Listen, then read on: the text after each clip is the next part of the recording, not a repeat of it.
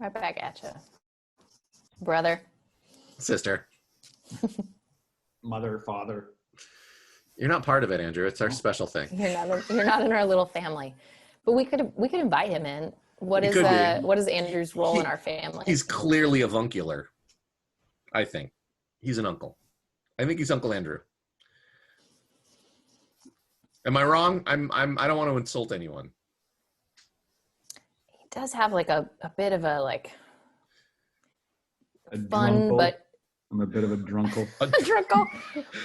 No, you're like I think, Andrew, because you naturally just want to take care of everyone and make sure everyone's happy and comfortable, which might be like the Canadian in you a little bit. That makes you feel like a caretaker. So I feel like, but also you're a lot of fun.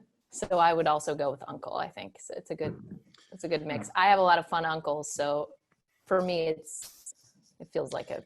Yeah, I don't have like a lot of negative connotation towards uncles. No. Also, I really just wanted to use the word avuncular because it's an awesome word. So Yeah, I'm glad you did. Glad someone finally did. What are you revisiting there, Andrew? I went back to the Ben Nevis. I think that's the right move. It's the way I'm going to end my afternoon. yeah, I might do that too. I've got a little bit left in this bottle.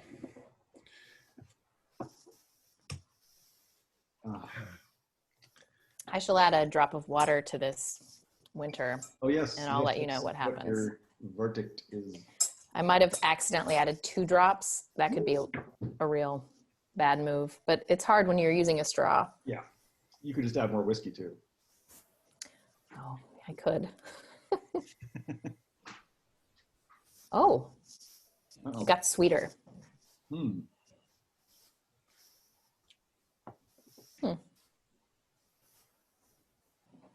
Yeah, there's something sugary happening now. Like almost like a candy stick, you know, when you'd get like from an old-fashioned candy store, like a Yeah, or like Farrell's when Farrell's had like a candy shop, like the swirly colors, they had different like flavors, right? Yep, exactly like that. Yeah. I think it's a grape flavored candy stick. It's like a candy cane, but like with flavoring other than peppermint. Yep. I think we're both showing remarkable restraint, not going after candy snick.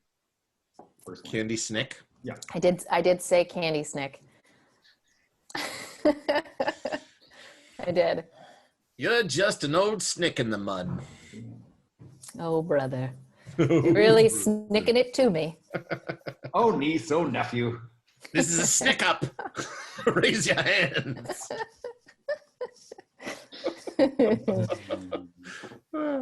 It's a snicky situation. Oh, God.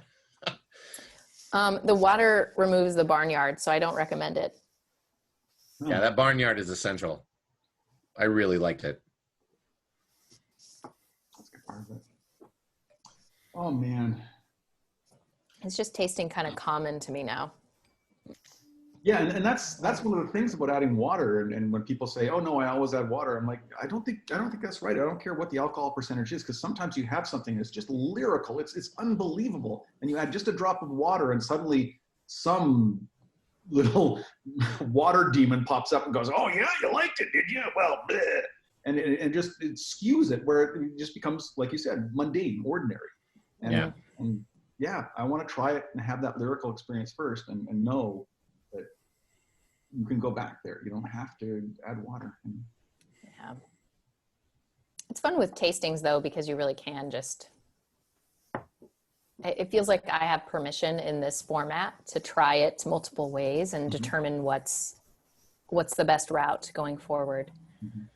Well, I think it also helps too, if you're at home, you just have one bottle, you sample that bottle and you try and get the notes from it.